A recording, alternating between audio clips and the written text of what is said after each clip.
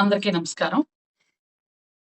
నిన్నటి నుంచి మీరందరూ ఒక వీడియో చూస్తున్నారు. కొన్ని ఫోటోలు పెడుతున్నారు. సభ్యత, సంస్కారం లేకుండా కొన్ని కుక్కలు నా కుటుంబాన్ని, నా పిల్లల్ని, నా భర్తని అందరిని అవమానపరచాలని ఉద్దేశంతో కొన్ని ఫోటోలు, వీడియోలు పెడుతున్నారు.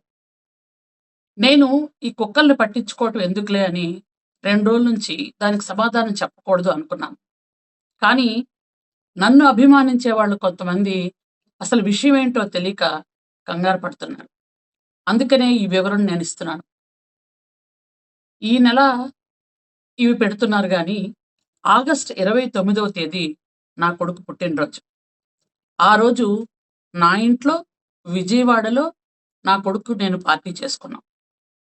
నా కుటుంబం, నా పిల్లలు, నా భర్త మొత్తం అందరం కలిపి భోజనాలు చేసుకున్నాం. పిల్లలు డాన్సులు చేసుకున్నారు.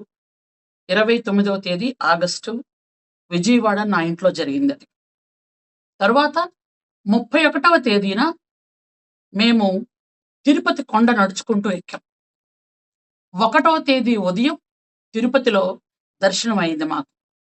ఆ రోజు రాత్రి మళ్ళీ విజయవాడ వరదల కారణంగా నారా చంద్రబాబు నాయుడు గారు పూర్తిగా కలెక్టరేట్‌లో ఉండిపోతున్నారని నైటే నేను ఇక్కడికొచ్చేసాను. అయితే తిరుపతిలో నేను పద్మావతి గెస్ట్ హౌస్‌లో ఉన్న అసలు సందర్భాలే లేవు. నేను గాని, నా కుటుంబం గాని, నా అనుచరులు గాని, నా స్టాఫ్ గాని ఎవరు కూడా పద్మావతి గెస్ట్ హౌస్‌లో లేవు. అయినా ఒక అమ్మవారిని కొలిసే వ్యక్తిగా, ముత్యాలమ్మ తల్లి జాతరను జరిపించే వంశంలో పుట్టిన ఆడబిడ్డగా నేను చెప్తున్నాను.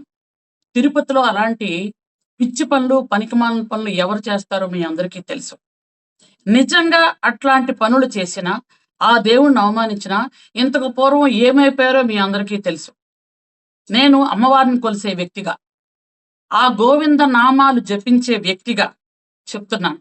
నిజంగా ఈ వీడియోలు వైరల్ చేసిన వాడెవడో గాని, ఆ కుక్కలెవరో గాని మీకు నిజాలు తెలుసో లేదో నాకు తెలీదు. భగవంతుడు మాత్రం మీకు చూపిస్తాడు.